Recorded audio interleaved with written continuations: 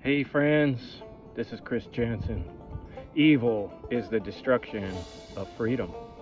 Welcome to the End Evil podcast. Just wanted to draw your attention to a couple great things you can check out when you're done watching this show. Pop on over to Twitch and check out Brandon Spencer's 24-hour, 24/7 live stream coming at you with truth, freedom, natural law all the time, every day. Also want to bring your attention to Mondays. You can check out my good friend Crypt Rick on Revolution Radio at 6 p.m. Eastern, 3 p.m. Pacific. And now, I have a great show for you. Thanks for joining me. Please stop on by to endevil.life and make a small donation or share something from the website. Subscribe to the channels and enjoy the show. Check out the chemtrails. Oh, shit.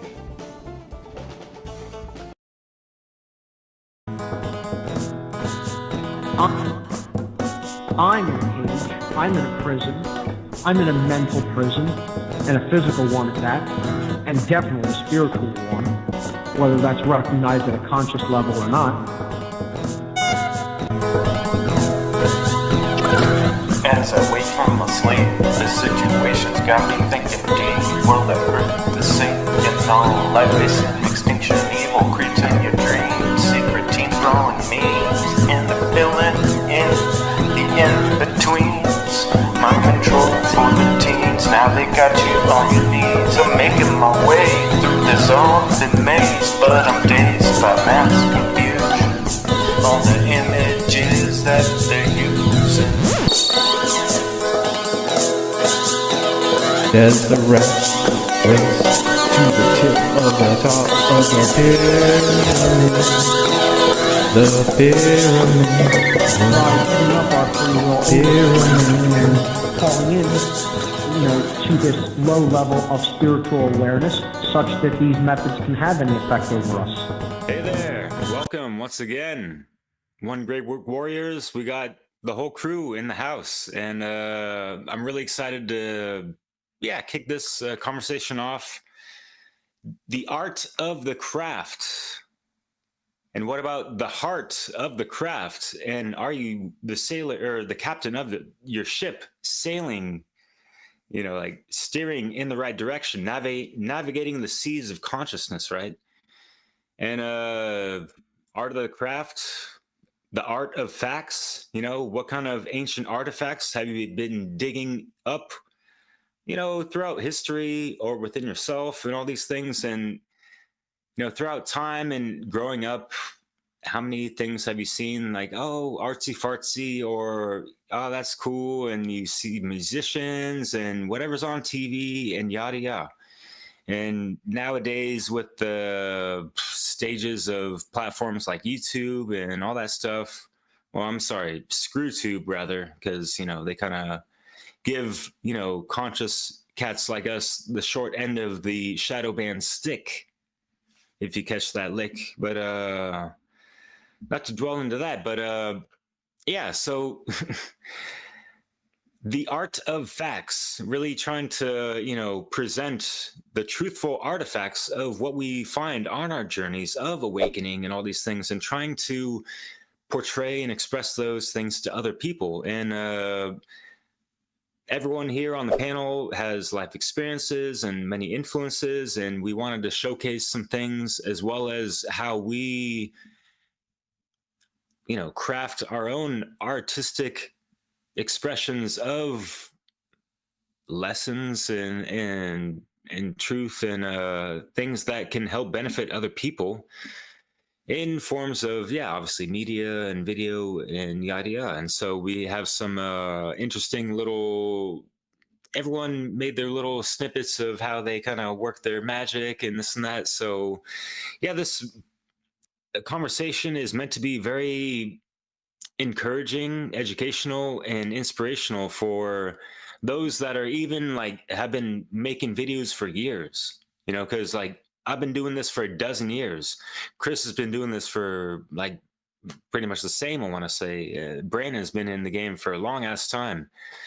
and anyone else, like even 5 years in, whatever, it doesn't really matter. It's like we're all at different levels, and we can still correlate and congregate on certain things, especially when it comes to the common ground, fertile soil of natural law and universal or objective morality, if you will, that leads towards freedom, which is what I hope, folks listening and all that, like, this is what we are trying to act upon, not just talk about, which is what has been, we hear these things all the time from whatever. So, not to drag on, we have a lot to share, and I don't know who wants to take it away, but yeah, I got to say that, we've been trying to be reschooling and retooling up in Reading, and did a couple of videos with Chris. I've met him personally, as well as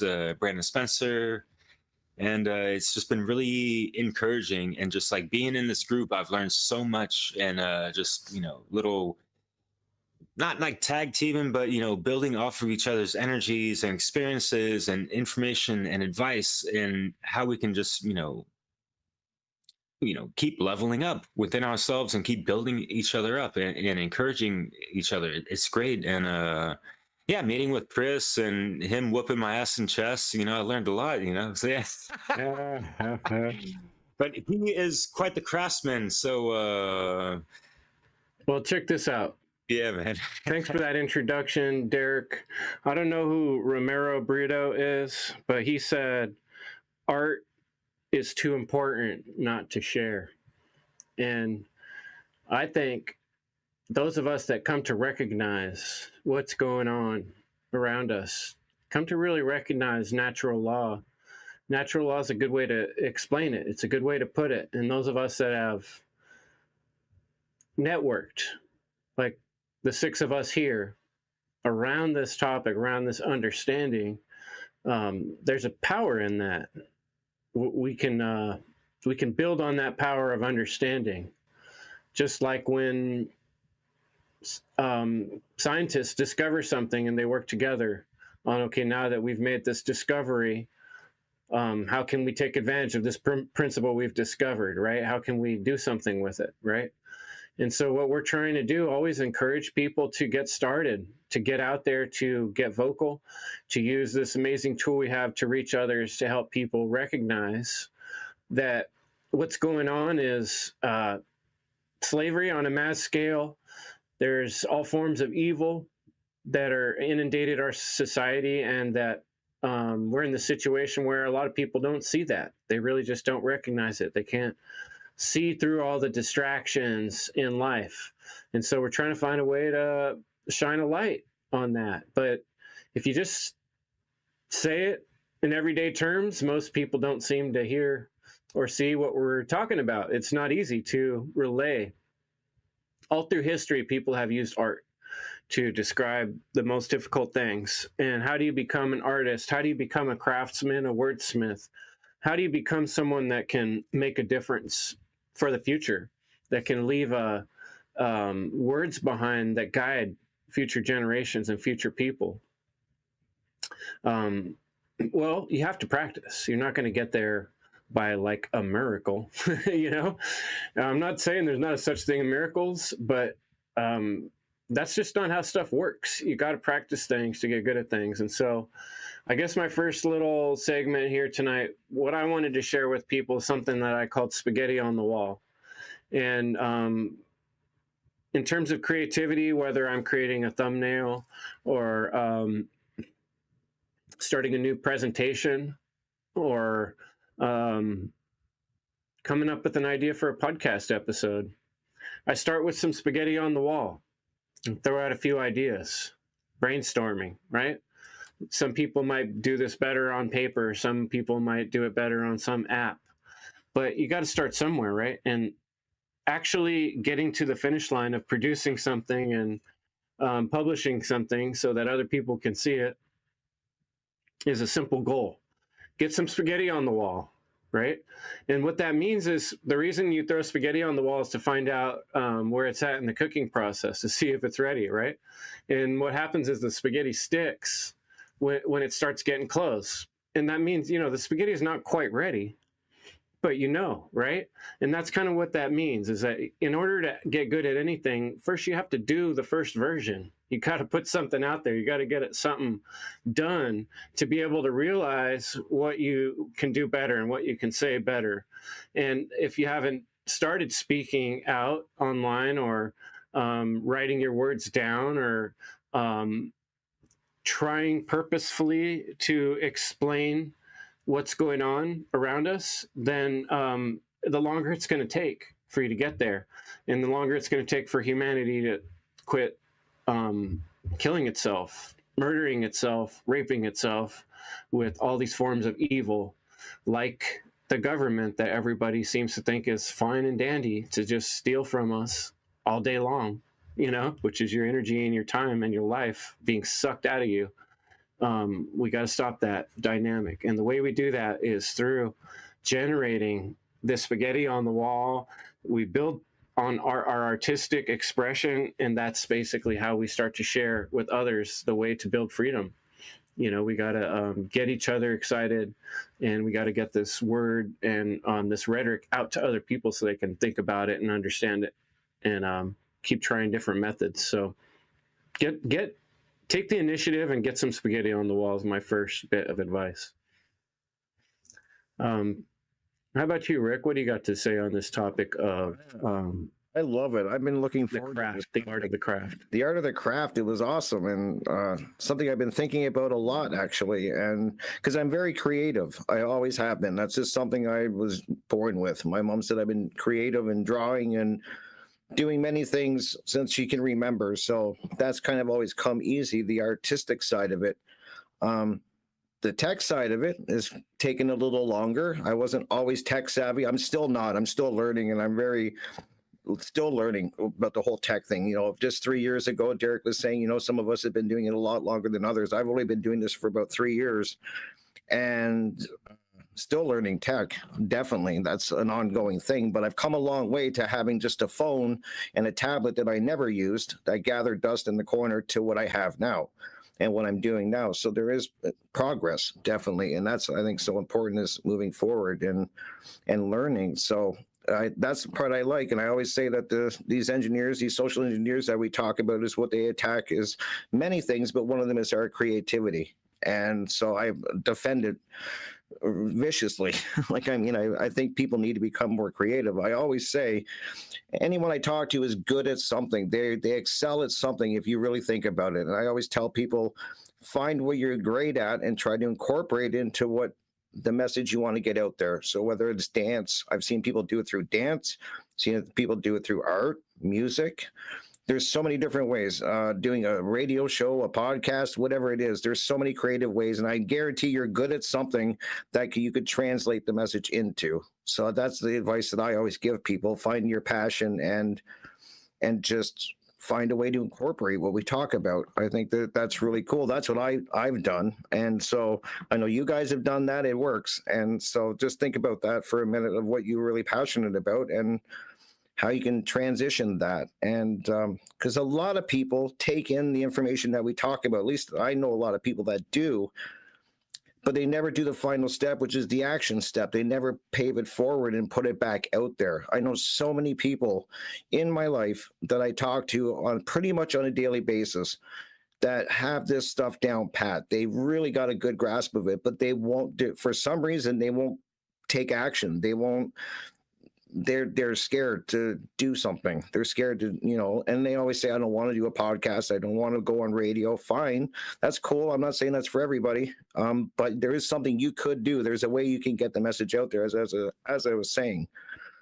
So everybody's good at something. That's my advice. Figure out what it is and, take that action step. That's so important. And I think that one of the major things that is missing is the action step that people are doing. So I hope people think about that. And you were saying, Chris, too, that you have to practice. And I totally agree with whatever it is. I think of my music and I think of drumming. I have to practice every day. That's the only way I'm getting good. It's not given to me. I've earned it. And it's by practicing. And I always, for some reason, when I drum, it centers me and I think about things. And to me, It's amazing because we have a thing in drumming called rudiments, and what that is these are the. If you want to be a good drummer, you have to do your rudiments. Any drummer that's listening knows what I'm talking about. They suck. They're not. They're well, you can make them fun, but they're. It's just the basic things that you have to learn if you want to be an accomplished drummer in the long run, and that's the rudiments. And I think of that as the if I translate that into what we're talking about, is building a strong foundation. I have to build a strong foundation for drumming. Well, you have to build a strong foundation for who you are and what you stand for and what your principles are and what your truth, what truth is. You have to build that strong foundation. I talk about it all the time on the radio. And that's what I think about when I think about rudiments. I'm like, oh my God, that's like building the strong foundation. And that's where the work comes in. You have to do the work on yourself. I know we've covered that on this show many times talking about it. Shadow work. You have to do that work on yourself, take in the correct information, process it, and then when you feel comfortable, put it back out there, the trivium, right? And so I think about that it just makes me think about that when I think about my music, that there is that foundation. And that's what people I think are lacking too, is that strong foundation. A lot of people, I just don't think they even know who they are anymore. They got so much going on and so much coming in, so much information that they're kind of lost. And so I think that's the work that needs to be done. It's just on yourself and find your passion, what you're good about. I always tell people what you really truly do care about and focus your attention on is what you're going to manifest in your life. That's the key, at least for me. What I focus on and I put my real care behind, and it just manifests and things happen, and it's amazing when you see it in action. So yeah, and then for my creativity, I've tried many things. I'd like to try, like you said, Chris, you throw some spaghetti against the wall and see what sticks. I think people need to do that way, way, way more. Try different things. I'm always trying different things, and if I fail at it, that's fine. I'm good with that. If I try it and I don't really like it, that's good. I've done that. I tried playing guitar. It wasn't my thing. Not really the thing I wanted to do. Tried playing, believe it or not, harmonica. I love it, but I don't really want to do it. Drumming but I kept trying different things. I didn't give up. Found out that drumming is what I really am passionate about and good at. So it was incredible. So I love that advice. Try different things. And I've tried doing a presentation. I did it for funnel. I can't remember what funnel. I think it was 2. And I did a presentation on shadow work. It was a great experience. I loved it, but it's not really, presentations aren't my thing. I enjoy radio. So that's what I focus on. I love doing my radio show. I do 2 a week, and I bring on incredible guests that I learn from every guest. That's what I love about it. I like bringing people together and learning from them. And I talk about the things that I'm really comfortable with and I know a lot about. That's great, but I love bringing guests on that can educate me. I can learn from them. We can have a great discussion. So that's my thing. That's where I fit in. And Brandon and I talked about that. I think it was last week. You got to find where you fit in. And that's where I fit in for me. It's my creativity is through radio. I love the interviews. I love bringing people together and having great chats. So that's where I'll end it. And maybe, Brandon, you want to take it from there since I kind of brought you up at the end there. But that's my thoughts. And I'll probably talk a little bit more throughout this. When I heard of this topic, the art of the craft, I wanted to go a little bit deeper and not just, talk about how I create, but get people to understand a deeper concept of art, because a lot of us just think it's something that's on a canvas, but if we go to the etymology of the word art, it just means to fit together. So to get a basis of what I am going to be talking about, I have to define a couple of words at their root etymology, because all of these words are going to be similar. So the first one would be the word art, craft, to prepare, to fit together, to combine, or to join together. And the word art is connected at this base root with the word arm, which I'm going to talk about in a few minutes. But the word craft, because art and craft are just synonymous terms. Craft means power, skill, art, might. And then we have the word technology, which a lot of people don't associate the word technology with arts or a craft. Well, what is technology? It's just the art, skill, the craft of making or doing things. anything that we take from the mental plane and create into the physical plane is a piece of technology, not just a computer, not just a dumb phone or a laptop. A spoon, a fork, a cup, a bowl, a shoe is a piece of technology because someone had to have created it within their mind, and then they took it and created it into the physical realm as a piece of technology, as a piece of art, as a craft. So another word that is associated with art, craft, and technology is the word magic. You know, and let's demystify what that word means. Magic just simply means the art of influence. Of course, you know, you use willpower to influence, and of course, it would be the higher will or the lower will. But how do you bring about art? Well, I said earlier that the word art was associated, or it actually comes from the word arm. You know, so what is it? So what is the etymology of the word arm? To join, to fit together. So technically, the word arm and art mean the same thing. And then we have the word hand, you know, which I talked about in my Freedom Under Natural Law 2 presentation. What does the word hand mean? It means power. It means control. It means possession. Because in ancient times, if you didn't have hands, then it wasn't associated with art. So all of these words are pretty much associated, you know, with each other.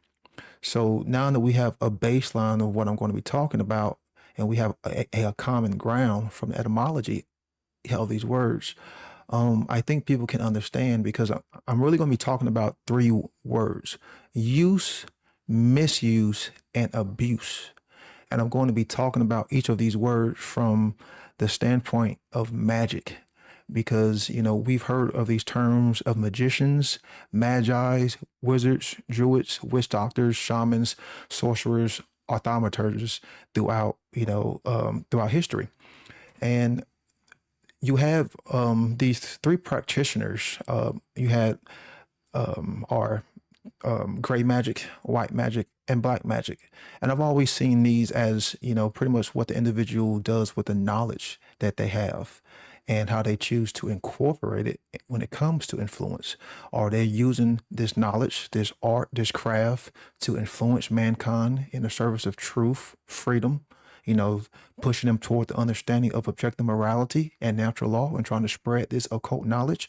Or are they taking this knowledge, this craft, this technology, the power of the hands, and they're using it to influence others to do their own bidding, to spread chaos, to spread fear, to spread ignorance? So let's look at what the gray magic is associated with. And of course, I'm going to be comparing these with natural law, of course. So the gray magician are the individual who would be using gray magic. I would say this is where most of humanity is stuck, sadly. And this is where the so-called freedom movement is bound, because they are in the form of misuse. A lot of people may have certain aspects of the knowledge. They may have tiny fragments of the knowledge, but they misuse it. So let's look at what the word misuse means in the etymology: to use or treat improperly, in improper use. So to misuse the knowledge, our craft, ignorantly. You know, this is what the great magician would do. They're not necessarily good, but they're not necessarily bad. They're kind of, you know, bouncing back and forth, kind of like you would see, you know, in the Masonic tracing board, you know, with the black and white checkerboard floor, you know, representing good and evil. Well, because your actions aren't necessarily good, you're still floating in between that good and evil, which technically still makes you immoral. Because the gray magician does not truly have a developed conscience. They do not definitively know the difference between right and wrong. That's why their actions are between good and evil on the checkerboard floor. So without this true definitive knowledge, you lack true conscience. You can have a conscience, which we all have a conscience, but to have true conscience means you actually choose, you use the free will choice to exercise or to select the right over the wrong. How the great magician kind of goes how back and forth between how right and wrong. So without the true conscience, he or she will eventually abuse the craft. And that's sadly what we see with a lot of people is what are they using the arts, the crafts, the technology, the hands for? They're using it for their own frivolous, egoic purposes to pursue money, to pursue career, to pursue, her relationships, to pursue, sexual favors. They're not really using the arts, the craft, technology, their hands to properly, morally educate and spread the knowledge of truth, freedom, and natural law to end slavery. With the great magician, some actions can be conscious and some actions can be unconscious. And again, we see this from a lot of people. They're stuck in that duality. They're stuck in that cognitive dissonance. How the great magician will say, morality isn't black and white, it's gray. How many times have we heard that? Morality is absolute, it's subjective. Well, yeah, that's what the great magician would say because they're still stuck in that duality of good and evil when it comes to right and wrong behavior because they don't have a truly developed conscience. And this is why having the knowledge and properly using it is key. So the great magician was symbolic of the limbic system. And there's no real world like evidence of this. I'm just using this as a symbolic representation because when you come from the emotional reaction, it's not really based in knowledge. So yeah, sometimes your action can be good, but then sometimes your action can be bad too. So may not directly initiate violence, but is not in the battle for true freedom, which makes them immoral. And I'm going to repeat that again, is the individual who would be involved in gray magic may not directly initiate violence, which still doesn't make them a good person because they aren't actively engaged in ending the battle towards freedom. So hell, again, if you were still on that checkerboard floor of duality of good and evil, and you're bouncing back and forth, that still makes you immoral. The great magician or the practitioner of gray magic would still be immoral. So the great magician is misaligned with truth and morality because the source would be rooted in belief and ignorance. And how many people do we see today still stuck in belief, still stuck in forms of wrong thought, still stuck in schisms? Hell, again, because without the knowledge, you can never get to proper use. And the great magician is still stuck in service to others and service towards self, which those are the two lowest forms of service. So I'm just trying to use a symbolic representation to kind of get people to understand, these forms of art, how these crafts and how they've been around since before mankind, because nature is magical. Nature is a form of art. Mankind is art. Mankind is artistic because we are always creating. So it's going to come down to what tools do we have at our disposal to create, and what knowledge do we have? Do we have the correct knowledge and the correct grammar to actually consciously create? So I'm going to pass it on to Jerry, and later I will talk about dark magic, and of course the highest form would be white magic. So pass on to Jerry. Oh, I'm looking forward to that, Brandon. Great job, man. All of you so far have killed it. And I want to give thanks to Derek for bringing this topic up, because as I was doing my research, I really became passionate about this. And I feel like this is the most important video I've been in so far, because this is really important, the art of the craft. So I'll start off by giving a quote I've heard Richard Grove say. He said, "Art is the greatest form of defiance. It always has been, always will be." And then Diesel Automatic, in his song Defiant, he said, "The best way to be defiant is to live life with purpose." So I'll just add, what better purpose? Like, our purpose is to create content on natural law and educate the population on objective morality. So, and Diesel also said to live life to the fullest, be united. They want us to be miserable. So what comes to mind is recently today, I was in the pool with my mom, and she got upset because I wouldn't vote. Like, I'm not going to go vote here in Mexico. She was upset. She said, oh, so why do you have your voting card then? And I'm just like, they're just programmed to be miserable. And I'm not falling for that. So don't fall for that as well. So yeah, let's keep freedom alive. Now, my main point is for you to hear about my workflow so you can be encouraged to do it yourself, perhaps improve it, make your own workflow. And yeah, I just can't thank you enough, Derek, because I just grew so much this month learning all about, oh, I need the right microphone, because when you create content, audio is the most important thing. Like, forget about the video. If there's background noise or your microphone is just bad, people are gonna tune out. So I really learned that. I learned about lights, having an office light to help, and a lot of other things. But I was really, really into this topic, and I'm just glad to be here. So I want to talk about what it takes to do this work, which is dedication, perseverance, which we already touched on. And man, just doing the research, it's opened my eyes. It's really taught me how important knowledge is, not being not suffering from the Dunning-Kruger effect, because I feel like I had that. I'm like, oh, I know what the hell I'm doing. But like, the more I look into these topics, it's like, all right, I show up. So like, at least I'm doing that. But there's a long way to go for me.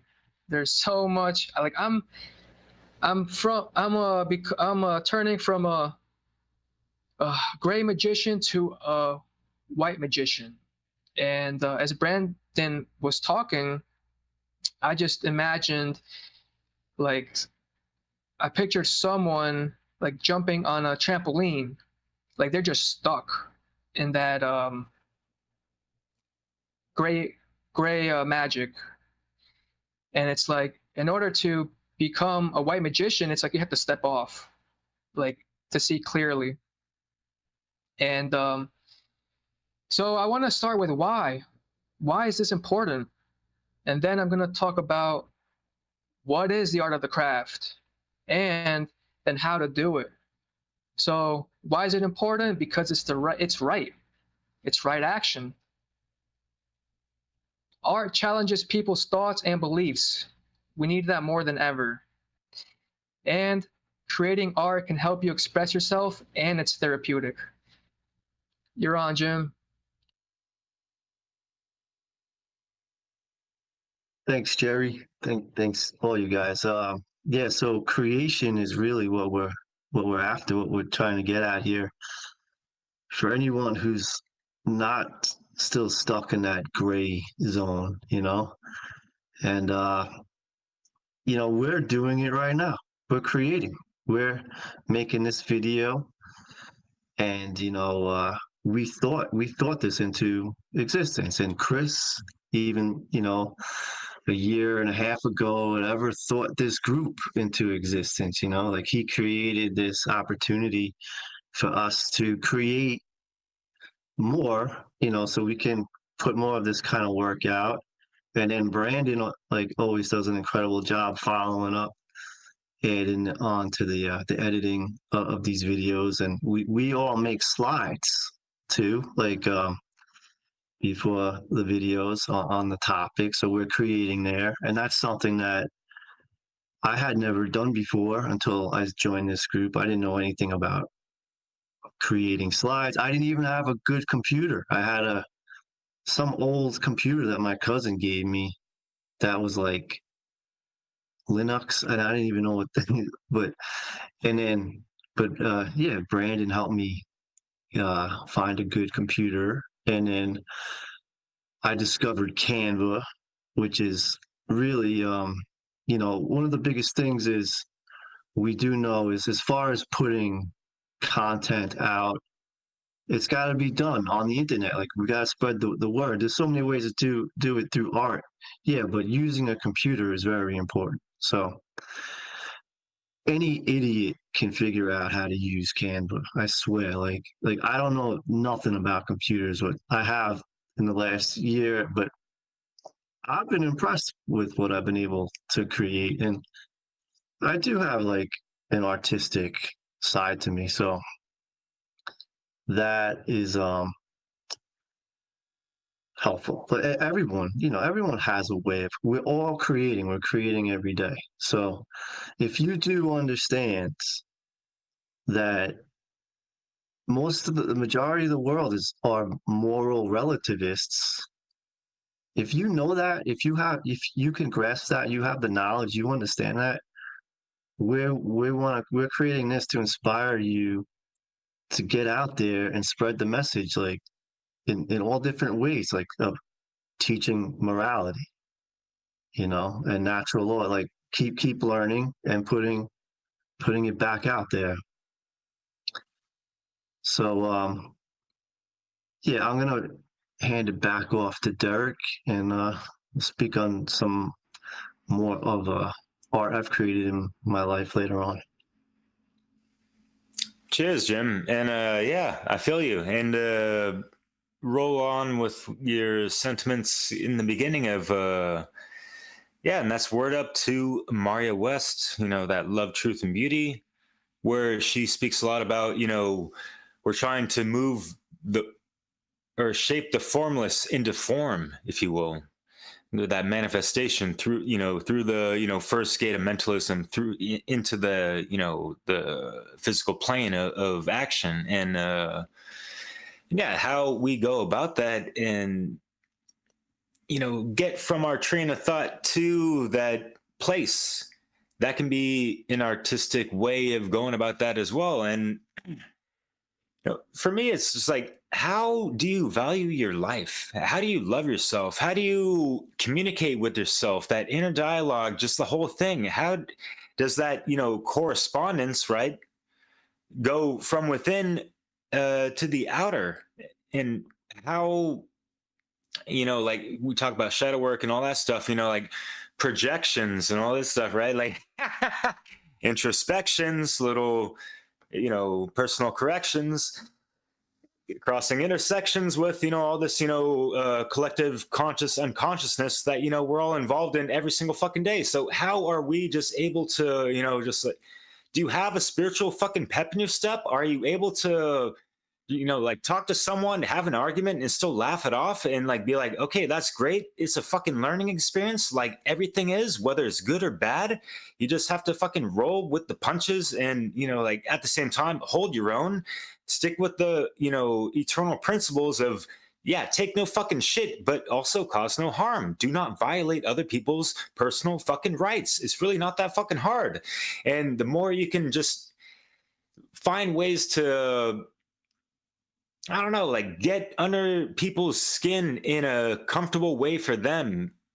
I feel like, you think about the George Carlins and things like that, like you have to kind of have a thick skin for those people, yet he's like a universal voice for so many people. Like even my mother loved him.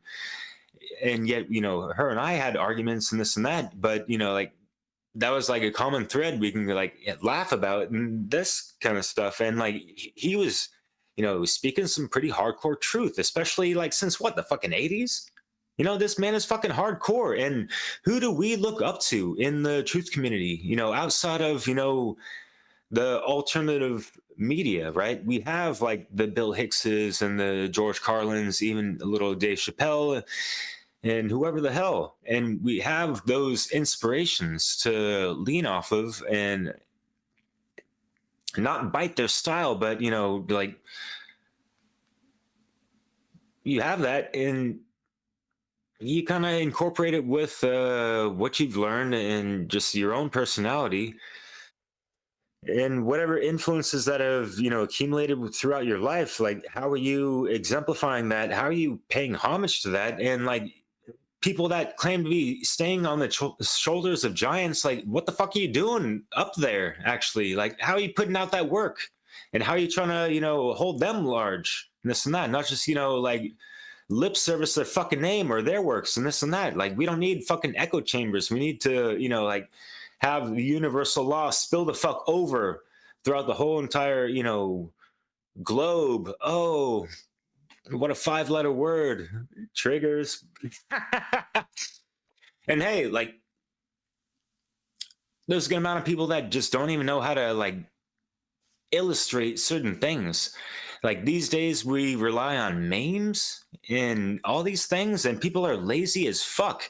And so like, and this is also why I wanted to bring up this topic, because, you know, we're coming into the age of this motherfucking, we're already in the fake it to make it era since, you know, a decade or 3 ago. And it's just been getting increasingly worse because, you know, with the rise of technology, there's more means of people to, you know, like, you know, fake it to fucking make it, you know, like, and with AI these days, you know, people can pump out, you know, media just like that.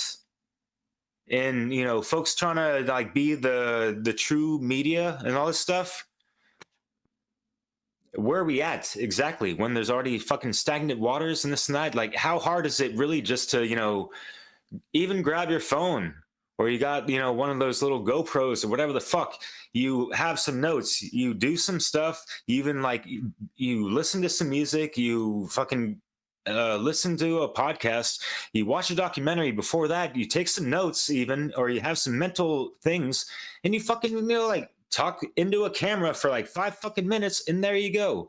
You make some edits, you can throw in a couple of this and that, like throw some kind of sauce on the mix, not some mundane cookie cutter shit, and be genuine, authentic. Don't be a fucking style biter necessarily. We have so many things to be inspired by, and kind of like, yeah, like kind of like, okay, that's a cool technique, you know, that's another thing, you know, like, yeah, listen, I'm not saying like people have copyrighted, you know, certain ways of doing things, but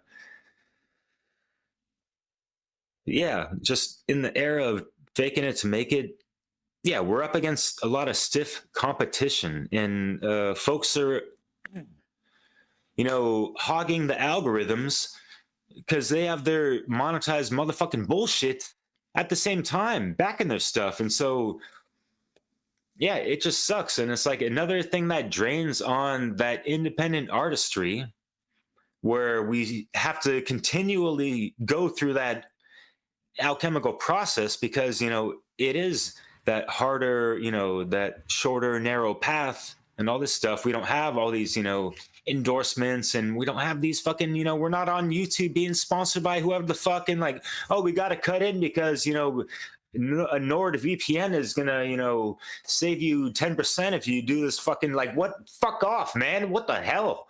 Like, do you hear any of us, like, you know, get distracted from any of this motherfucking bullshit? No, we're just like trying to be like that all killer, no filler. And with the killer, you know, obviously, I mean, like, just like that killer consciousness and killing the ignorance and all that stuff. But I could go on and not to ramble on. Chris, I know you're going to be holding. Overwhelmed with distractions. That's what the world is, right? Like, everywhere you look, everywhere you turn, there's flashing lights, there's blinky lights, there's little buzz going off in your pocket, there's bing, bing, bing, bing, shit going on everywhere. It's hell a distraction world we live in. But here's another quote by Leon Trotsky. Art, it is said, is not a mirror, but a hammer. It does not reflect, it shapes.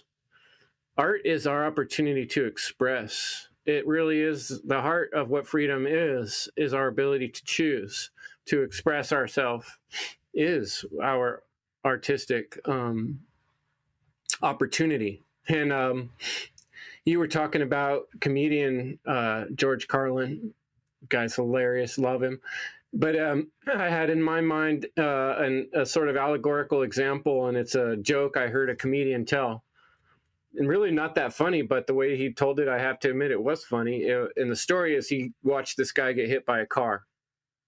And it happened so quick, all he was able to say was, "Ah!" And he tries to tell the story like, what I wanted to say was, "Sir, you're about to be struck by a vehicle. Get out of the road," right? But all I had a chance to say was, and,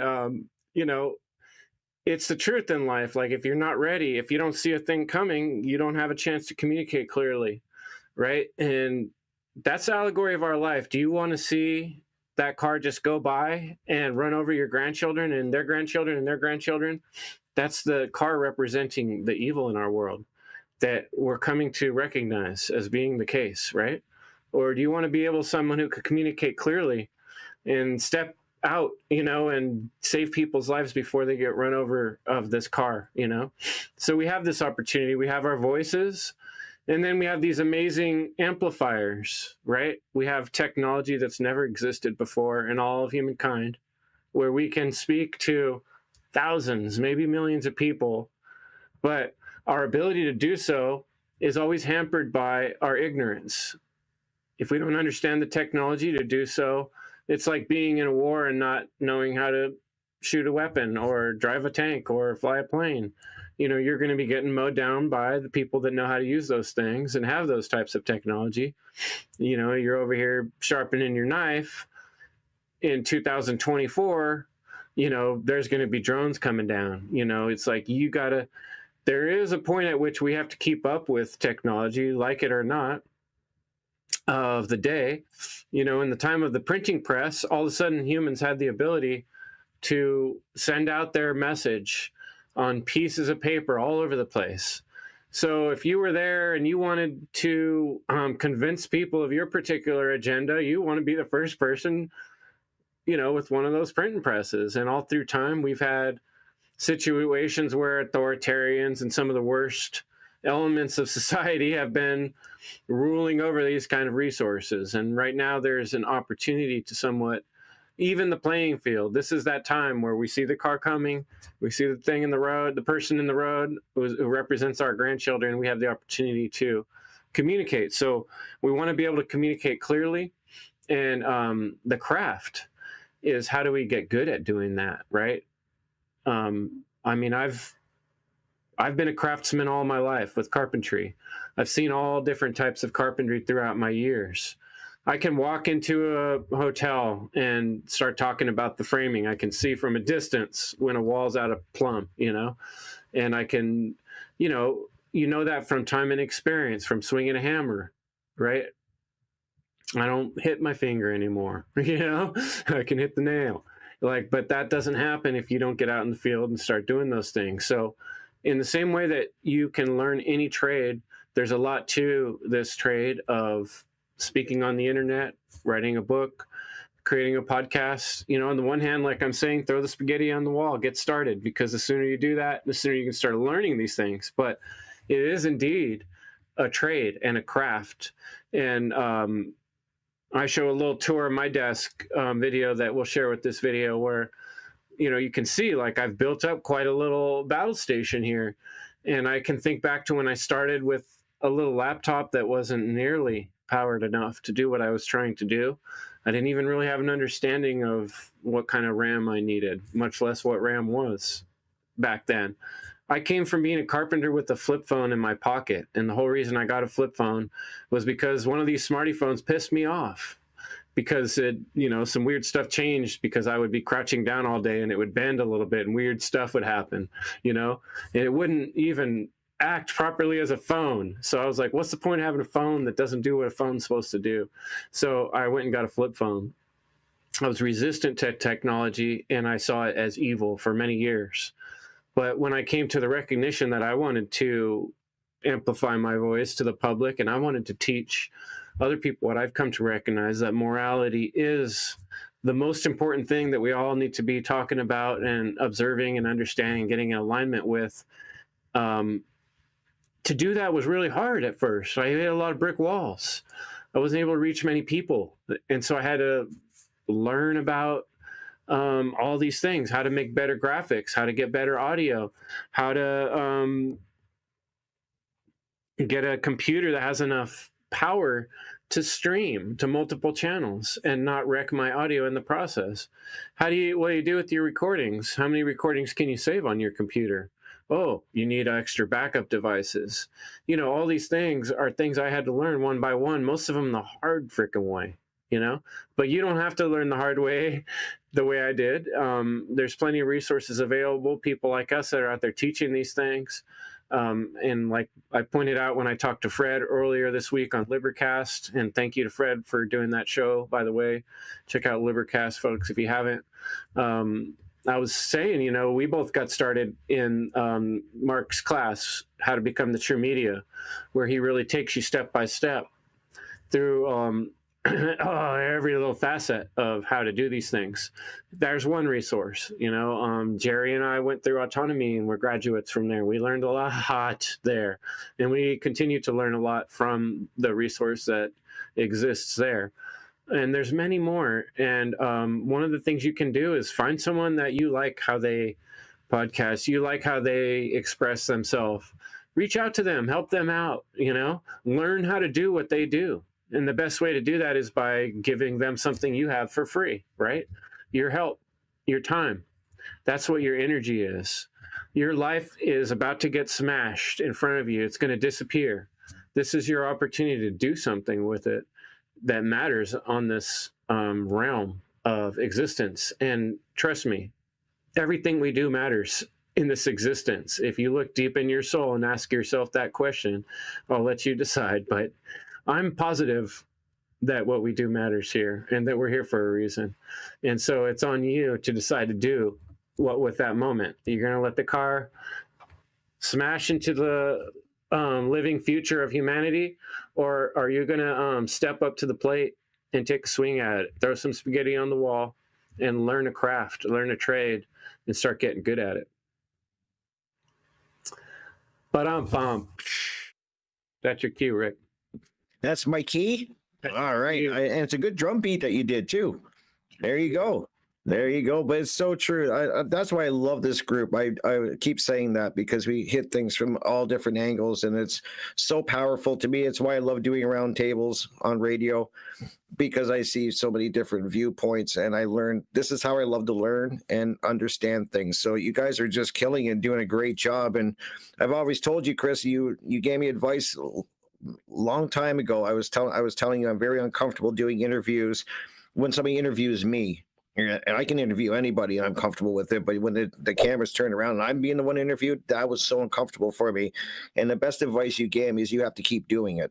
And then that is so important. And it's always stuck with me, in not just interviews, but in anything, a lot of things in my life. If this is something you're uncomfortable with or you find difficult, keep doing it. It's going to get easier. And it's been great advice, Chris. I want to thank you, because I'm serious. I think about that often.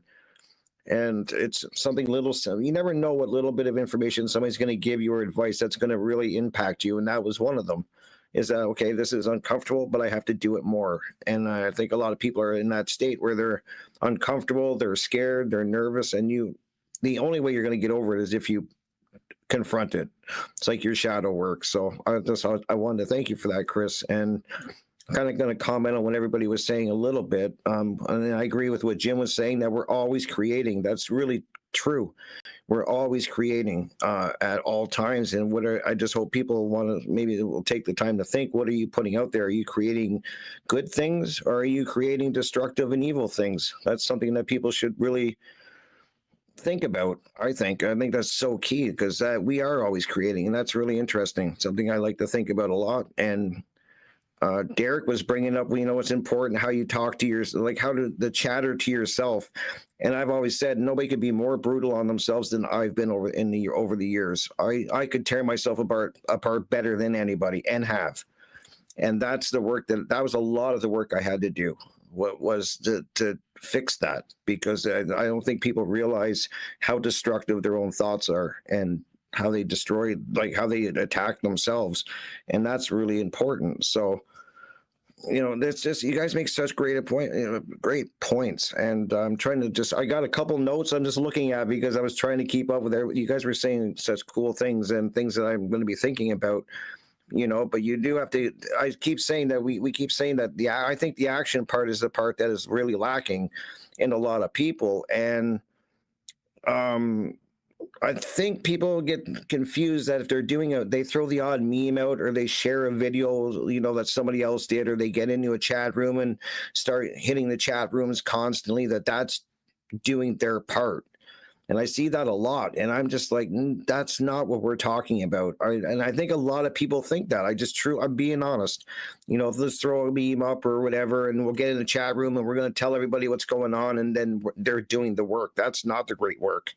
To me, I'm not a big fan of chat rooms, guys. I don't like to sit there and debate and chat and all of that. I just don't, it's not my thing, but I think that's a lot of people get stuck in that. So, yeah, that's what I think about chat rooms, apparently. And I just love what you were saying too, Brandon, about I'm looking forward to what you're going to be saying about the other wizards, man, because Grey Wizard, I think you make such a great point. How many people are operating daily in that Grey Wizard state, and, and think what they're think that they're doing amazing things. But in fact, what they're really doing is pretty much, in a lot of cases, is either taking away somebody's rights, they're attacking their freedoms and taking away their freedoms. There's some type of theft towards them, but they don't even realize they're doing it because they think they're in a good place. And you make a great point. So I'm looking forward to hearing the rest of what Brandon has to say, because I think it was really well said, Brandon. So I love that. And just to wrap up, I agree with Jerry too, that equipment is so key to do what we're doing. You need good equipment, guys. I learned that the hard way. I think a lot of people do. You can't do it on cheap equipment or a phone, or not effectively. So you're going to need to get good equipment, good mics, cameras, all the things that go into this lighting. There's going to be some cost, and you have to get your skill game up. You're going to have to learn. And the one great, the True Media course by Mark Passio, I took it. I think most of us have, or if not all of us. And I learned a lot there. So there's work you have to do on yourself, on your abilities. And I'm going to end it at that. I'm just going to keep talking. So Brandon, I'll pass it to you. Thank you for that. And for anyone who wants to get better at their particular craft, Mark Passio's How to Become the True Media class is open. So I haven't taken the class, but I know a lot of people here have, and everyone who I've talked to who've taken it have, said it was a great, amazing experience, and the knowledge that was learned, was so valuable. And even if you don't take his class, there are plenty of tutorial free videos online for an individual to learn about, how to create their craft. And the funny thing is, when you're talking about the word craft, you're like, it's always associated with the mind. I mean, just think about it. When you think of an aircraft, I mean, like the air was always associated with what? The air element, meaning to travel, to have to communicate.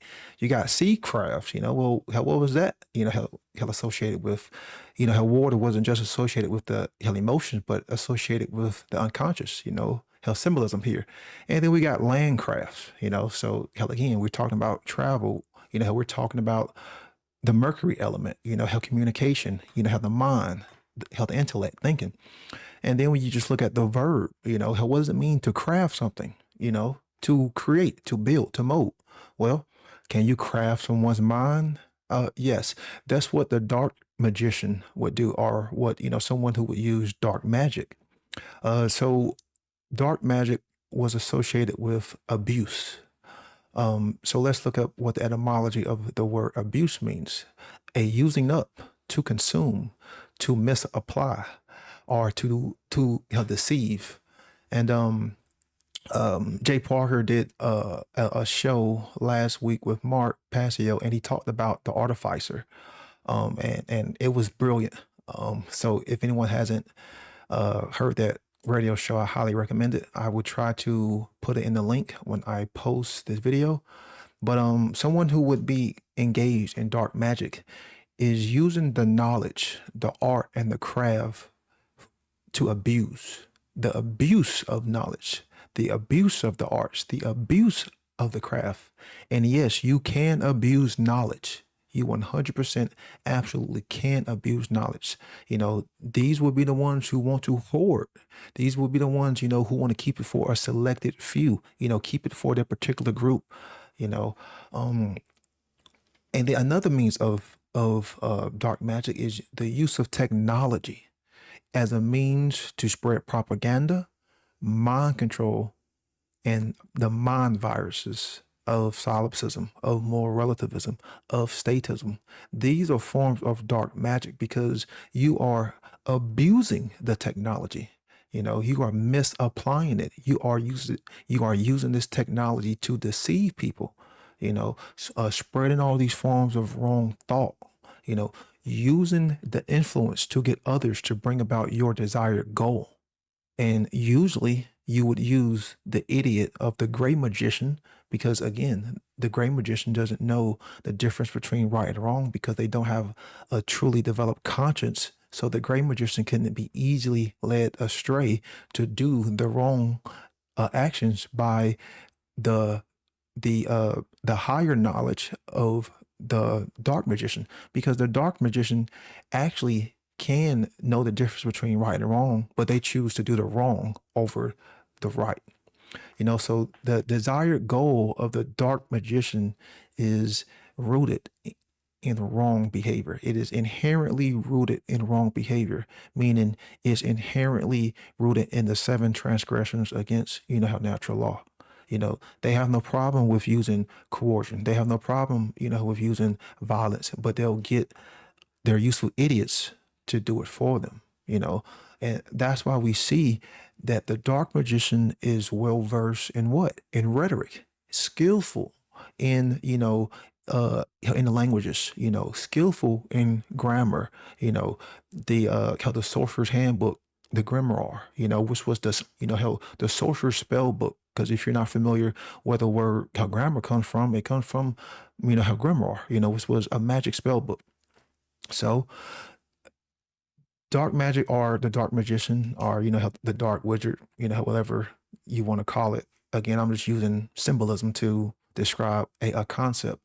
You know, this was symbolic of the art complex, you know, stuck into that fear-like mindset, you know, stuck in wanting to hoard the knowledge, stuck in wanting to control, using this knowledge to control others, using this knowledge to enslave others. You know, this is the perverter. This is the deceiver. This is the trickster. This is the cheater.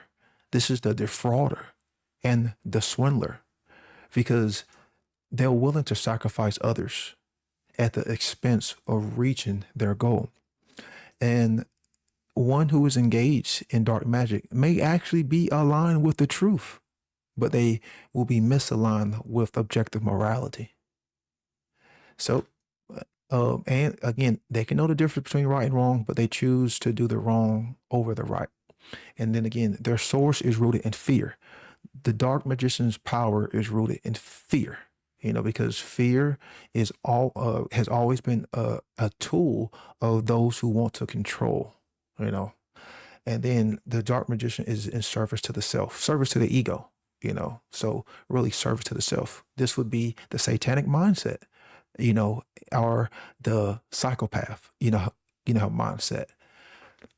So then the opposite of that would be the highest form, which would be the white wizard or the white magician or white magic, because they use the knowledge as it's properly, or the art or the craft, they use it properly. They're using it for the means to help spread the knowledge of truth, to help raise consciousness.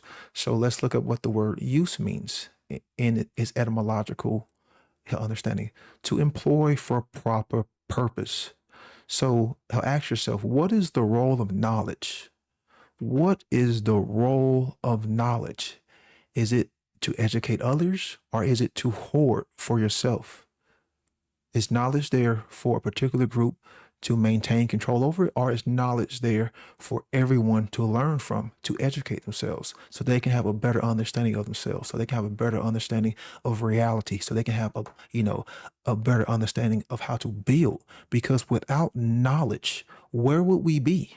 Will we not always be in a state of ignorance? Will we not always be in a state of darkness? Without knowledge, how can we communicate? Without knowledge, how can we build with other people? You wouldn't be able to, because without knowledge, you would just be nothing. You would be nothing. So white magic is the proper use of knowledge, the arts, or the craft, or technology. Technology. Because again, remember, arts, craft, and technology all mean the same thing. They all mean the same thing. So in today's day and age, you could say that the white magician would use the technology to help educate others, to help inspire others and give them something to aspire to help use the technology to spread the truth, the knowledge of objective morality, the knowledge of freedom, and to get people to understand, hey, we're all enslaved, and we need to come to an understanding of the requirements in order for ourselves to get out of this and raise our consciousness so we can elevate our consciousness. Then therefore we can end slavery, not just for ourselves, but for all beings. The white magician makes a conscious free will decision. It is not unconscious. It is a conscious, willful decision to choose the right action over the wrong action. So you can say that the white wizard, or how the white magician, again, these are just words to describe a concept. The white magician has a true developed conscience, meaning they have the definitive knowledge. They have the definitive knowledge of right and wrong, and they choose with the willful choice to do the right over the wrong, even if it means death. Even if it means death, because they have a care for the truth and morality. So the white magician uses the technology as a means to inspire others, as a means to be a teacher. Because if you look at what the etymology of the word teacher, it doesn't just mean, to bring about a subject and instill it in someone else's mind. No, it has to do with morality. Being a teacher had to do with you were installing moral concepts within someone else's mind, So the white magician is symbolic, or white magic is symbolic of the neocortex, because you're talking about higher level forms of thought. You're talking about higher level forms of cognition. You're talking about an integration of the masculine and the feminine within their own psyche. You're talking about an integration of both hemispheres within the brain. It's not about balance within the brain. It's about integration. Two different things. If you look at what the etymology of balance means, it does not mean the same as it means for integration. For there to be truly integration, that means parts are working, as a whole. That's what we need. We need integration. We don't need balance. We need integration, because you're never going to get to the state of, I'm going to have 50% masculine and 50% feminine. No, that's not how it works. You need integration. They need to be integrated. So the white magician is versed in the trivium, not just versed in rhetoric, or not just versed in grammar, versed in the whole aspect of the trivium, because they know how to discern truth from falsehood, because they have the knowledge, they have the light. They have the clarity. They can see. They have the vision, because they're able to see in darkness, because they can take in the grammar. They can understand the symbol language and break those concepts down to get a better understanding in the why. They understand the logic. They're able to weed out all forms of contradiction, because that's what the logic aspect is to really read out all forms of contradiction. Because if you have contradiction, you have duality. And when you have duality, you're stuck in a schism, you're stuck in confusion. So when you have that logic, then you can get to that last step of the grammar, which will come in the form of being an educator. Well, what is an educator? To lift up, to draw out the potential, to draw out the creativity. The white magician is a teacher and a student, because they are always teaching and they're always learning from those who they are teaching, and they all are learning more hell about reality. They're learning more hell about themselves. They're learning more about others. They're learning more hell about, hell nature. The white magician is willing to make the proper, correct sacrifice, not sacrificing others, but making those sacrifices when it comes to time, her dedication, her willpower, care, because in order to get to this aspect of, the true white magician does take time. It does take, her requirements. So if you're not willing to give those, her sacrifices up, you'll never ever get to that end game goal. And that's the problem, is people aren't willing to make those sacrifices, which is why they are still stuck in that, oh, morality is gray, oh, it's not black and white, man. No, fuck you. The white magician knows what the true sacrifices are, and it's going to take time and attention in order for us to get to the end game goal. So the source is rooted in care for truth and morality, because truth should be the highest thing that we aspire to, truth and morality, because they are one and the same. We can never get to freedom if we don't have an understanding of truth and morality. And if you understand the law of freedom, then you understand how all of those words are interconnected: truth, morality, and freedom.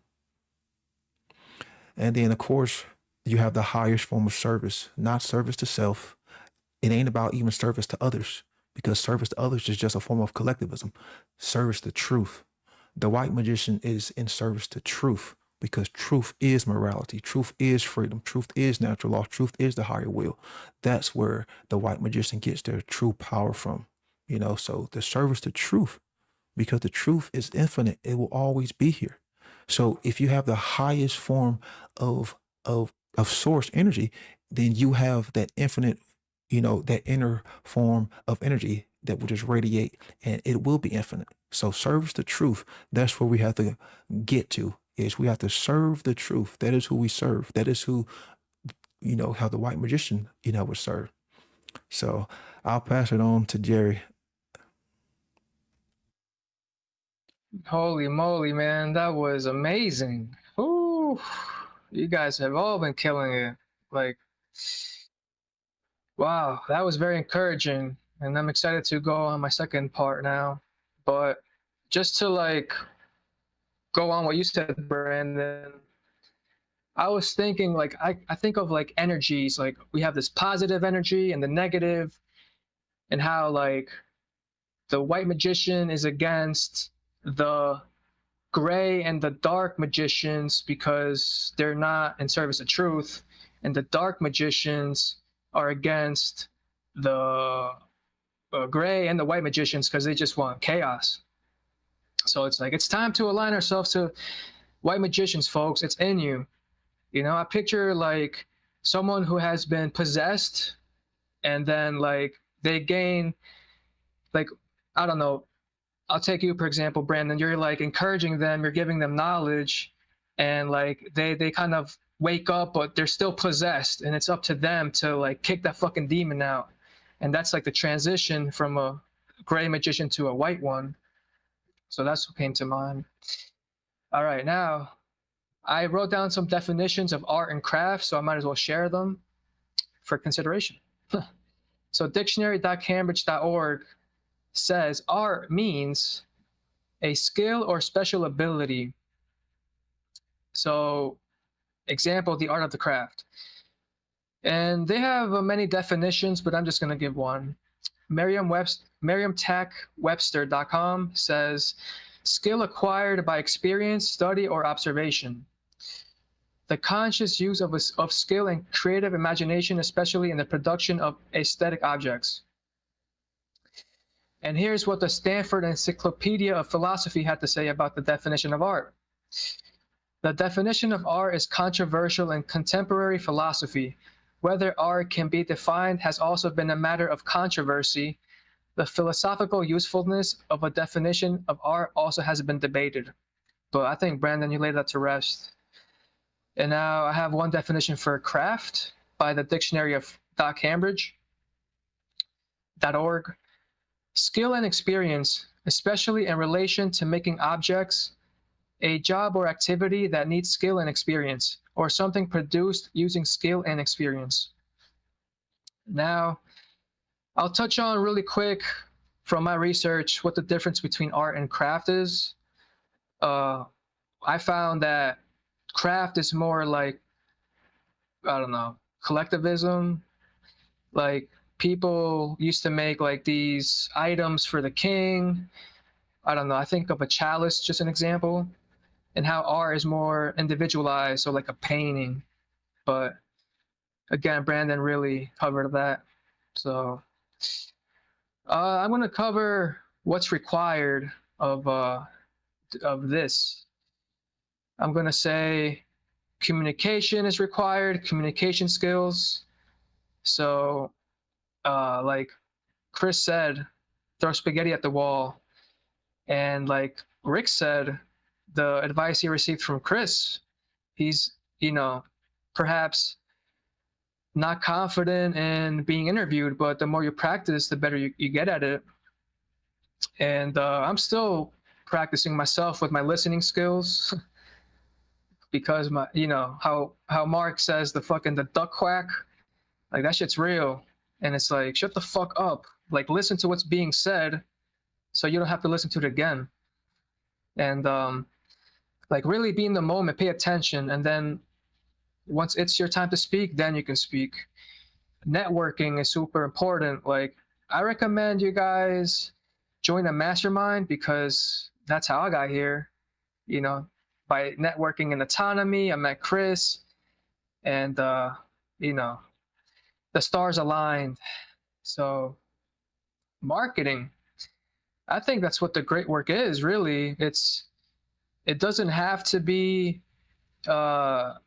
you know, you don't have to be making videos, but for me, I have no excuse to not do that because I'm not disabled. I don't have, you know, I'm not retarded, like mentally. So I'm able to do this. And the reason why is because this is how we reach the most amount of people, like great magicians, that want to be white magicians. So that's a skill required. Research, graphic design, technological skills, like you said, Brandon. And I didn't even know that like art is the same thing. Holy shit. Let's see. And I'm gonna just touch on how, if you're doing this work, I recommend getting a wrist protector, something like this. You know, you don't want to get the carpal tunnel. You know, you want to use a mouse. You don't want to be, you know, using the keypad that the laptop gives you if you're using a laptop. So please get a mouse. And then get a good chair so you don't get back pain. This one is, you know, it's up to you, but I plan on getting a plant just because it's like it brings life to the room. And then sticky notes. This is something Richard recommends. He says you get an idea, jot it down on a sticky note. There you go. I don't have to say any more. Let's see. And I'm just gonna touch on when can you do this work? So I say when you're bored, creativity will emerge. When I'm walking, I get thoughts all the time, and I just write them down. And your free time. So, you know, I've been doing sales in autonomy, and I understood how autonomy says just sacrifice, and this is like to Brandon's point, how the white magician will sacrifice time to do this. So sacrifice the time to be a white magician. And let's see, where can we do this? I say in a clean room. If your room is all disorganized, you're not going to be as creative. All right, I'll pass it to you, Jim. Thanks, Jerry. Yeah, so I thought I'd share kind of my journey in the last like 6 or 7 years when it comes to creation and art and like where it's led me. So yeah, back in 2017, I kind of followed my heart and decided to try to turn people's properties and front yards into like farms, which is like crazy to the public, right? And I found out fast, and I knew that was going to be kind of the, you know, how it would go over, but I was going to just try to do it anyway. So I learned, you know, that was definitely part of the journey. Is I learned like the consciousness of humanity of where I live, Long Island, New York, one of the most stressful places, like probably in America, the suburbs of New York City. And so the consciousness just isn't ready to have local food like available in, you know, their neighborhood. They'd rather eat strawberry Starburst than pick a fresh strawberry, you know? So, but I did that. And as I was doing it, I kind of like thought, I want to see what this looks like from the sky. And my friend had a drone. And in the beginning, it was just straight lines, like more based on regular agriculture, even though I was coming from more of a permaculture background. But that was another thing. I didn't think people were ready for permaculture. So I was like, I'm just going to try to make it look like a farm. So I still thought it looked cool from the sky like that. But then as I started to progress, I was like, well, all right, I can get more creative and artistic with this. And the woman that I was using, her front yard, she was open to anything. So I ended up like turning it into more of this artistic, like permaculture, like is also like I was drawn to with permaculture is this artistic aspect. Like you'll see stuff about mandala gardens and things like that, and how in nature there's no like there's no squares. Like, and if you, I've been on many airplanes, and one of the first things you see when you get up there is you start to see the agriculture of the area that you didn't even realize was all down there, and you see all these squares, and it's just not natural. It always looked wrong to me. So in my mind, I'm like, imagine if like farms could look more artistic, or like the neighborhoods look like a patchwork quilt of like these designs, you know, from like Google Earth and shit, you know. But so that was just me being me. But so I did that, and that was pretty much an epic fail. people thought I was nuts, but I got enough attention where I ended up getting asked to use some land, and which was free, which is awesome. And I carried out doing the same kind of thing, creating art, you know, and wanting to see what it would look like from the sky. Definitely permaculture based this time. And you could also see I'm surrounded by all regular conventional agriculture, so it really stands out against that, the contrast there. But all that's kind of grown in now, and you don't see like that art from the sky, but I am expanding and doing more of that kind of stuff too.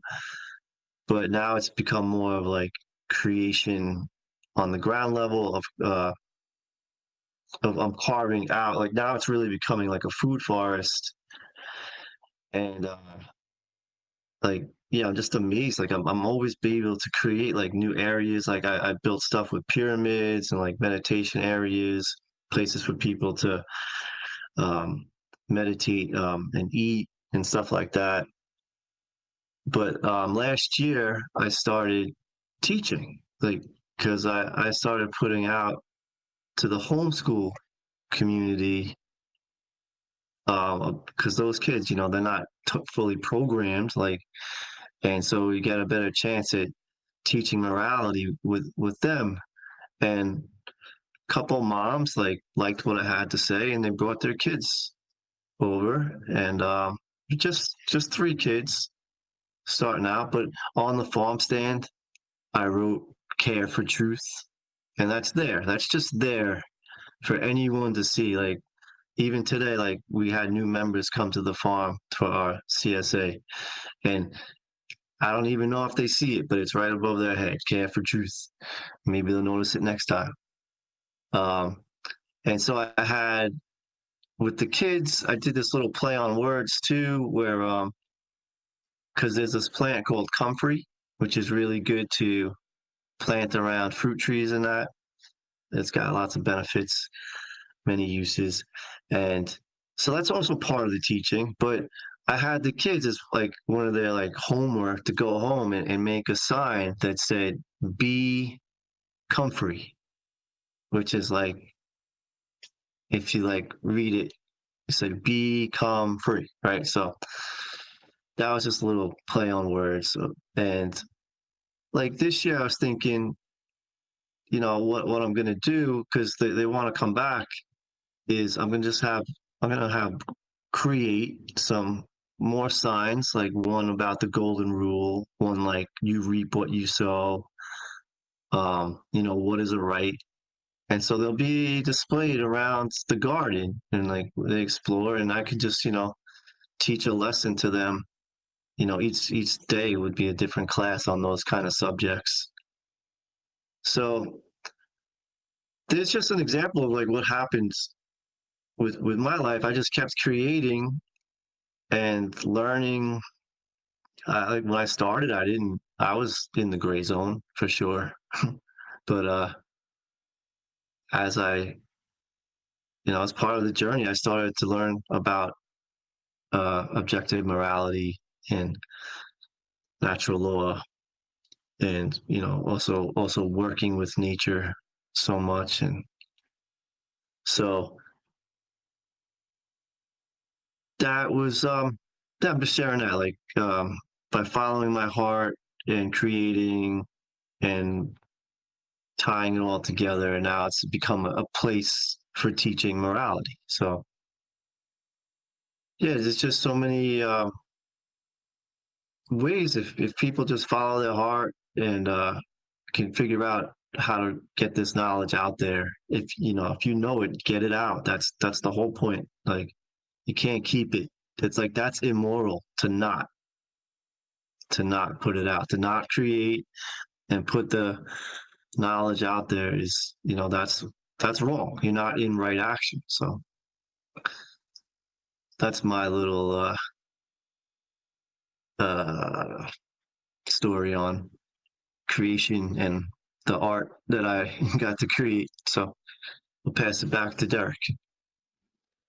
Cheers, right on. And I suppose this the third time's a charm for everyone to just spit their last little bits and pieces and all this stuff. Yeah, like life is a jigsaw puzzle. How many pieces are you holding, and how many keys are you able to wield to, you know, unlock the, you know, locks that are holding us back from, you know, true fucking freedom and living sovereign lifestyles, especially, you know, just within yourself.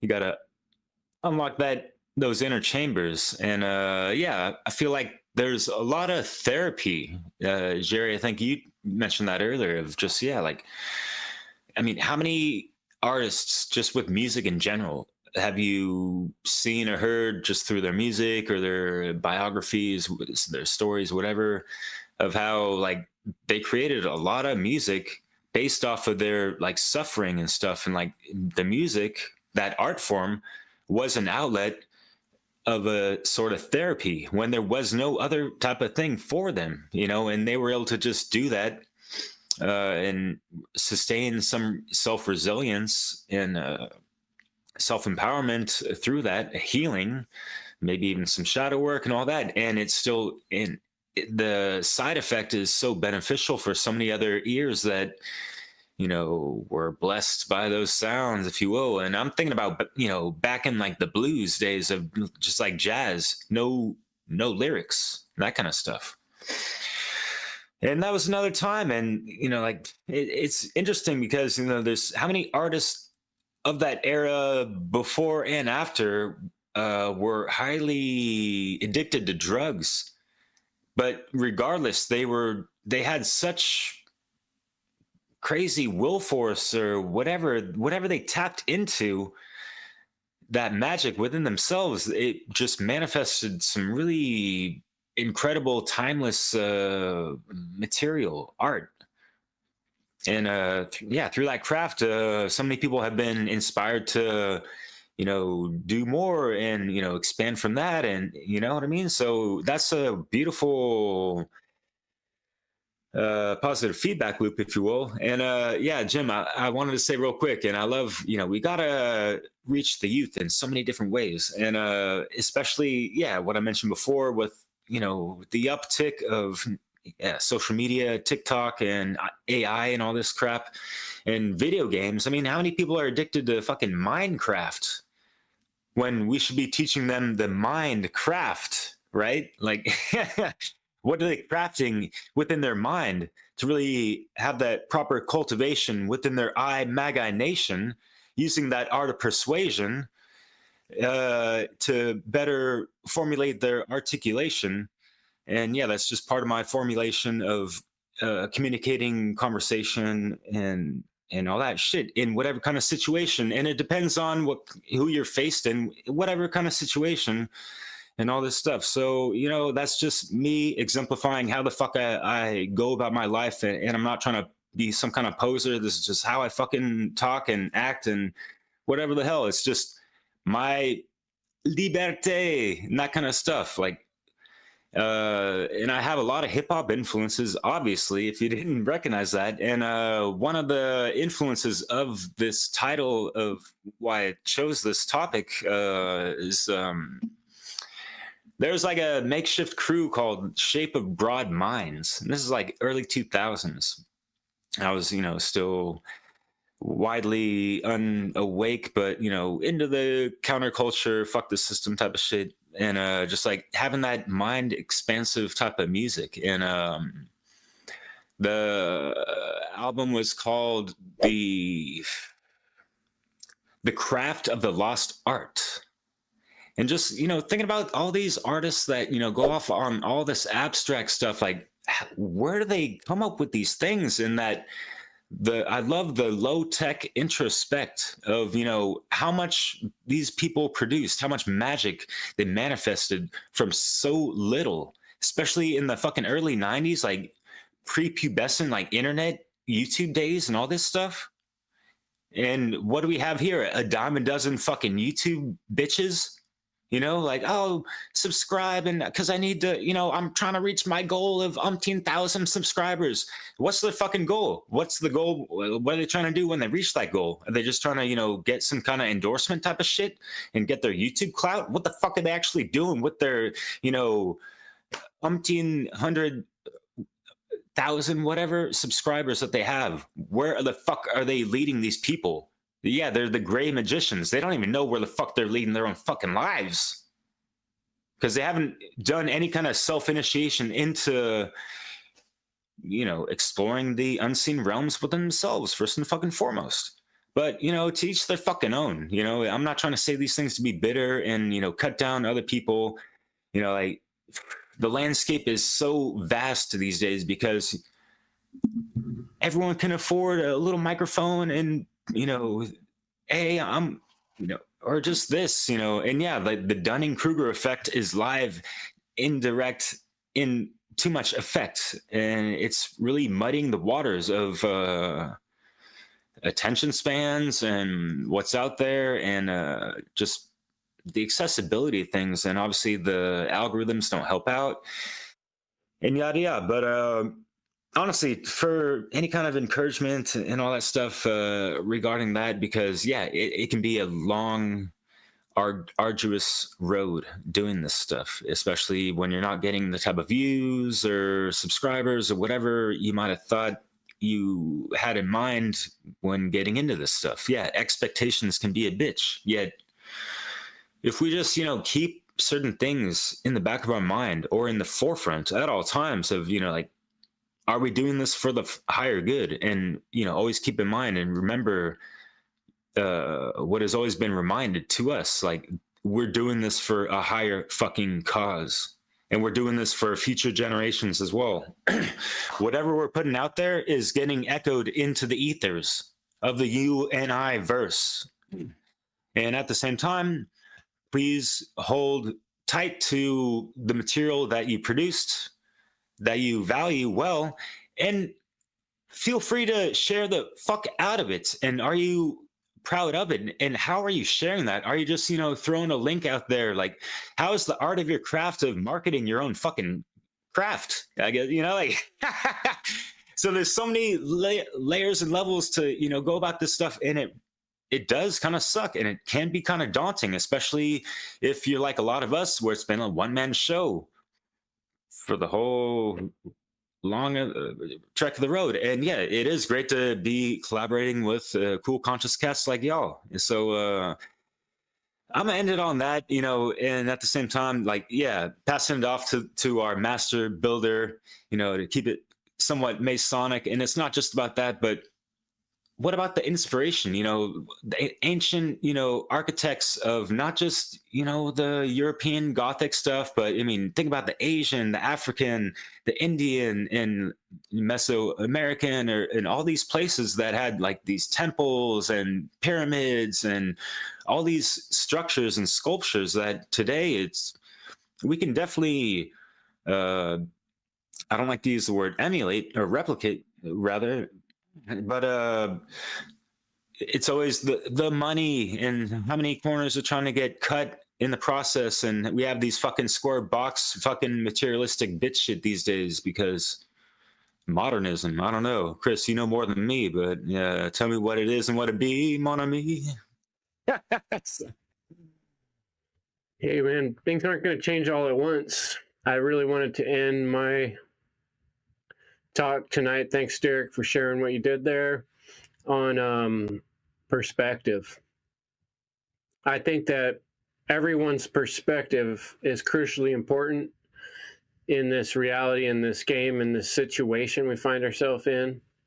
We're all like different little dots on the playing field, and we forget as individuals that our perspective is unique and there's no other one like it. And we know our own perspective because we are living in it, but other people don't. And when you share yourself, whatever your brand of sharing is, Derek's got his rhymes. Brandon's got the amazing allegorical comparisons. Jim's got these real life stories of things he did. Rick's got these accomplishments of learning incredible skills.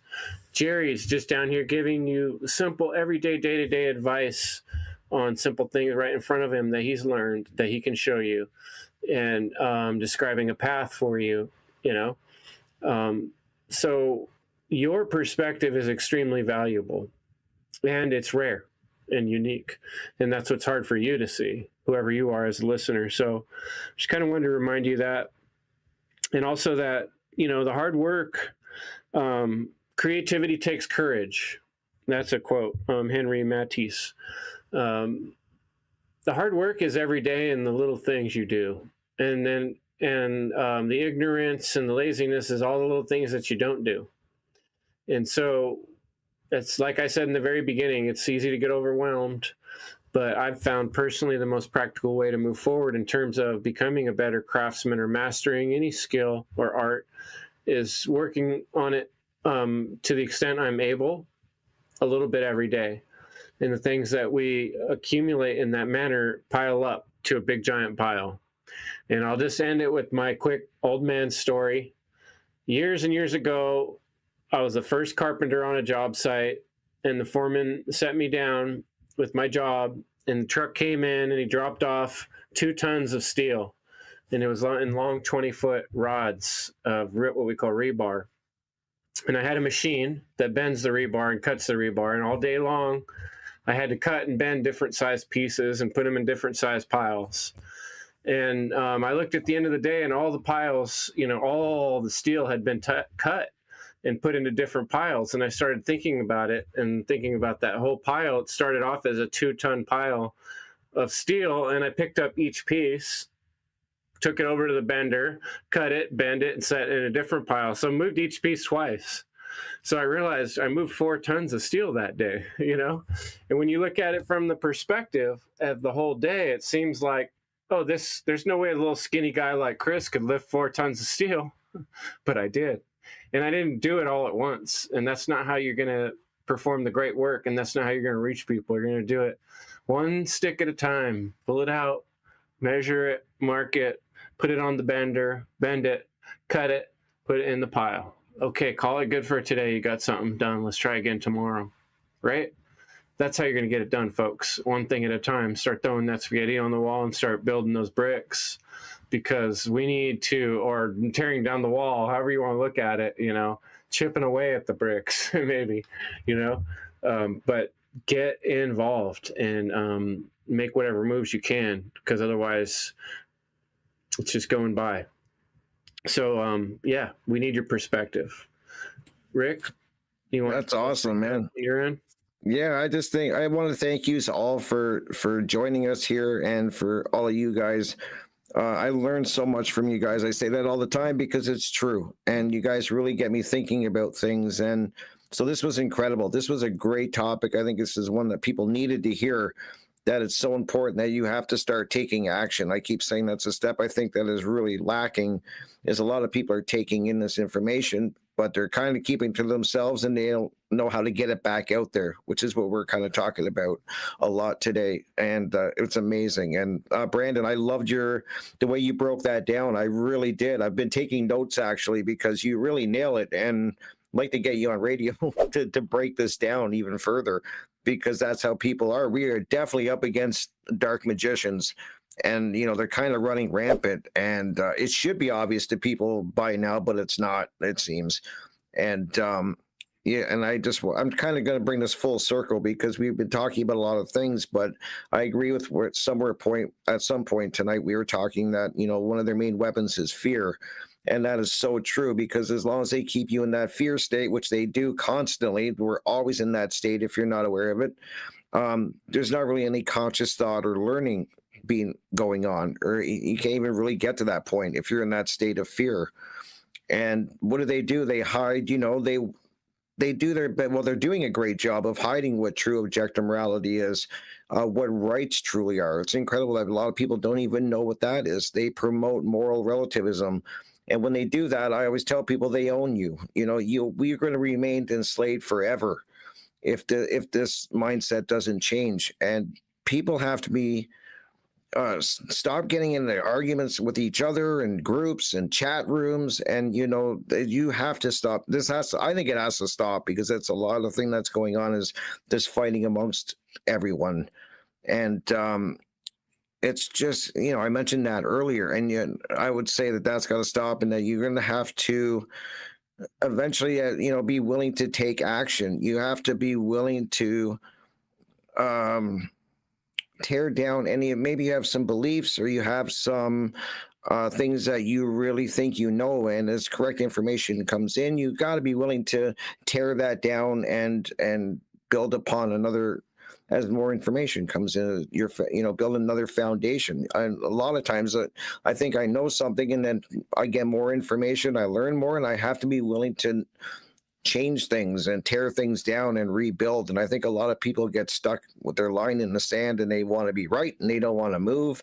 And that's a big problem. So I would say, become like Brandon said, become a white magician. Incorporate your passion with with correct knowledge, and put it out there to the people in your very own unique way. And definitely over time, that is going to make you master your art and your craft. Just do it in your unique way. Find, as I said at the very beginning, what is unique to you and passionate to you, and put it out there, and you're going to hone your craft in. So that's what I'm going to end on. There's definitely a time the time is now to do the great work. And I would also end on that, the great work is so important right now, but so is balance. You have to also take time to pull back and center yourself with something else, because it can get very overwhelming. So I think that balance is very important. And I'm going to end it on that, guys. Real quick, I mean, very quick, just want to bring some awareness to my 24/7 live stream that I've created on Twitch. Just another means as far as keeping the flow of information available for people, so it's just another channel for me to, have. They have the 24/7, talks, videos, podcasts of her natural law, objective morality, freedom, shadow work, her metaphysics, psychology, philosophy, occultism. All of our videos are on there. I've reached out to some people on the network, and it's been very productive, and I want to thank them. I also want to thank the companies that have donated all the technology to make this help possible. Right now, I think it's 317 videos that are personally on the rotation. More videos will be coming next month. I do plan on reaching out to more individuals. It's a process, can't do it overnight. It's been live for 2 weeks. It's been totally stable, and it's very simple and easy to do. This is something that anyone can do as far as, trying to put the information back out there and at least keeping that stream of information and knowledge flowing. That way others at least have a means that they can educate themselves and maybe possibly start their own journey.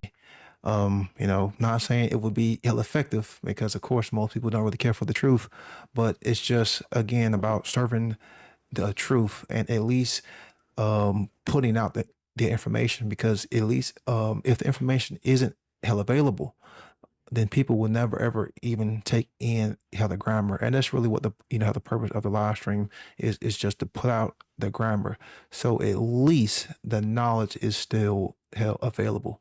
So if you want to check it out, it'll be links. And again, 24/7 live stream on Twitch. Next month, I plan on 24/7 live streaming to 2 platforms. Then it'll eventually be 3, and who knows after that. So pass it on to Nice. Jerry. Well said. That touches on what Chris said. It's like you don't move 4 tons at once of steel. You move it one at a time, 1 stick at a time. So kudos to you, Brandon. And I would say, yes, check that out. I should check that out, actually, to get more fact up on objective morality, freedom, and all these things, because I don't want to suffer from the Dunning-Kruger effect, got to stay sharp, like the technology skills don't mean shit if my philosophy is off. So, like I said, I have a long way to go still. The white magician is constantly growing. He's the student too.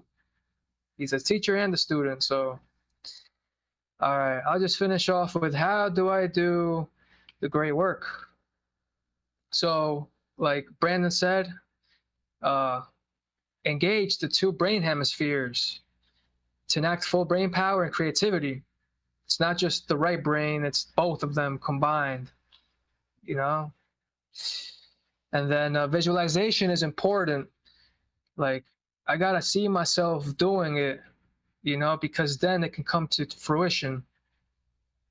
And that's like, it has to do with creativity as well. If you can't imagine it, then there's something wrong. So practice that. And, I apply the trivia method to this. So essentially I collect the grammar. So I would go to Brandon's 24/7 live stream, collect all the grammar, don't judge it, just let it soak. And then the strong knowledge will survive, and all that weak stuff it's just gone, And then the rhetoric. So I'm still working on this, but it must be done. Like Crypt said, action is required. And I've been thinking about talking to people about these topics, because I think, like Chris said, our perspectives are important, and the more perspectives that I can get, the better. The better of a story I can tell. And the way I do my research, Like, I'm not gonna lie, I use YouTube a lot, but you know, I also want to dive in more to like the search engines and read more, read books. But yeah, the information is out there, and I have here an AI app called Udemy. You don't even need Udemy. You can record yourself using OBS, listen to yourself. Of course, you need to know how to use it. So I recommend typing in a search engine how to use OBS. Or you can watch Brandon's video on that. And then you can record yourself and just improve. Talk to a friend, say, hey, I plan on speaking about this. Can you give me any feedback? And then once you receive that feedback, improve. And then here, prepare, test your audio mic, your video, and OBS before recording hours prior. I'm not at that stage, but I figured I'd share that. And then be vulnerable, be yourself, you know? Like at the beginning when I mentioned what Diesel said, you know, I really just love that guy. You know, he's been a huge influence in my life, and that's me. So, and then also have here, I help Richard Grove out cutting Grand Theft World clips. So, essentially what I do is I download his whole full podcast and I find good clips, and they have AI tools for this as well. But essentially, I use DaVinci Resolve, cut the clips, upload them to his media channels. So I'm just saying how I do this stuff. And then I would say to conclude, I would say share these videos, folks. You have, you know, FogTube, whatever, you know, Fake Book. Yeah, there's these resources. And now my real conclusion is we need to embrace the phrase, just did it versus just do it, like we just did. And I got that from Richard Grove. And then doing the great work is how we serve the truth and take action. I'll pass it to you, Jim. All right. Thanks, guys. Yeah, I was just going to say kind of what Jerry was saying about being vulnerable, you know, just and like be weird. Like when it comes to practice, like that's another thing that's very important. Like we have to practice these things, practice being weird. Because I was very low key about things, and like even like turning someone's front yard into a farm, that's weird. And I knew if I did it, it was gonna be some kind of, you know, what I was gonna get back was not gonna be positive. But I kept being weird, and then I started putting out, like, I got on social media. And if you're just talking about, if what you're saying is true, you know, that people are going to think you're weird for saying what's true, but fuck it, you got the truth on your side. You know, you're not saying anything that's not true. You're talking about if you're teaching morality. So practice being weird. That's the message I got for you. Like, because it gets easier. Like you just even start to like it. You like like being, you know, hiding from like being your true self sucks, you know. So you're not even really being weird. Society thinks you're weird, but fuck it, be weird then. That's it. That was awesome. Cheers, fellas. Yeah, thank you. Yeah, great episode. Thanks everybody for coming and sharing what you had.